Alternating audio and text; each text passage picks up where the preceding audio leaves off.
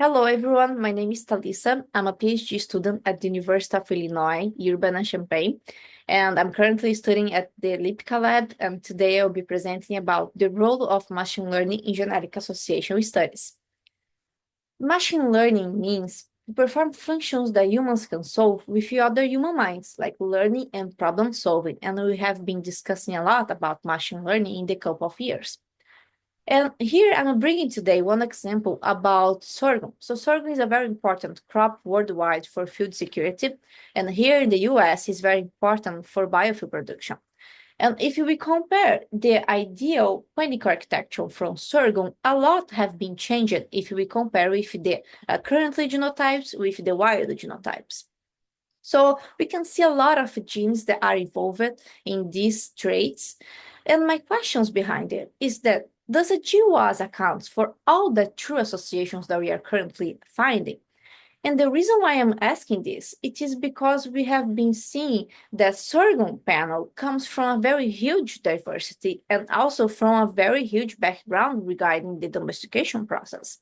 And we are taking as an example for this currently studying a SEP panel, which is a very famous sorghum association panel with 377 accessions and a lot of SNPs. For this process, we are currently analyzing and constructing a mixed random forest method, and I'm going to briefly explain how it works.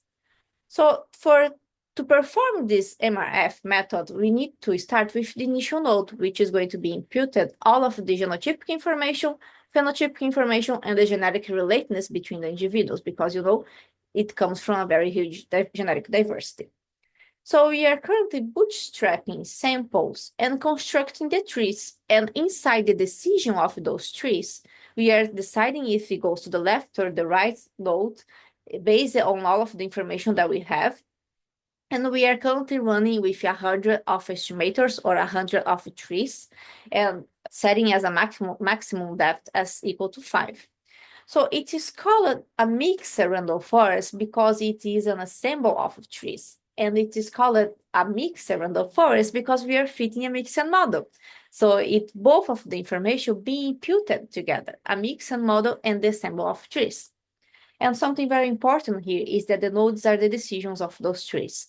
So basically, we are deciding if it is going to be associated the genotypic information and the phenotypic information based on all of those nodes. And to arrive at the final candidate SNP, we have something called as feature importance. So the feature importance here is extracting the SNPs that are mostly contributing to reduce the residual variance of this mixed model. And I have some results here, and to arrive at these results, we have been simulating different scenarios. So I will take as an example here one of the scenarios that we have been simulated, which I'm calling here as bad scenario. And the reason why it is bad, it is because we have very low additive effects, very low heritability, and the MAF, which is the minor allelic frequency, is varying around 0.01 to 0.06. And the QTNs that we selected is currently attached to this purple table here. And we can see that we have been finding QTNs, which is quantitative trait nucleotides, at the chromosome 5, 10, 9, and 1. And when we perform the mixed random forest method, we can extract the feature importance from it. And the y-axis is going to be all of those SNPs, and the x-axis the importance of those SNPs for the model. So basically what we are seeing here is that for this bad scenario, we are currently arriving at very similar position of SNPs if we compare to the QTNs that we selected for the simulations. So we have been finding SNPs at the chromosome 10, chromosome 9, chromosome 5. And we are comparing these results with a very famous approach, which is GWAS. So GEMMA GWAS is a very robust model, and we are currently running it. So if we can see the results from the GWAS here, accounting for all the same information, we are seeing the Manhattan plot, which in the y-axis, we have the minus log p-value, the x-axis, we have the chromosomes, and the true associations that we are currently finding here is only attached to the chromosome 5. And we can see here that we have some false positives at the chromosome 1, at the chromosome 4, and the true ones attached to the chromosome 5. So one of the main results from it, and main conclusion, is that the MRF model might be capturing nonlinear genetic relationship. And this might be the reason why we are finding more SNPs associated with all of the information based on the feature importance.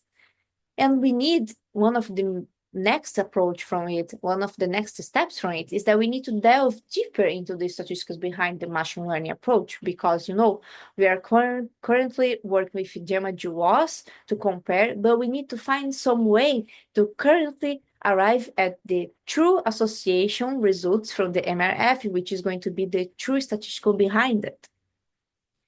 So I want to thank you, everyone that is involved in this project, my advisor, my lab mates, the NSCSA guidance and the Gene Core group, and of course the AI Farms and University of Illinois. So thank you so much.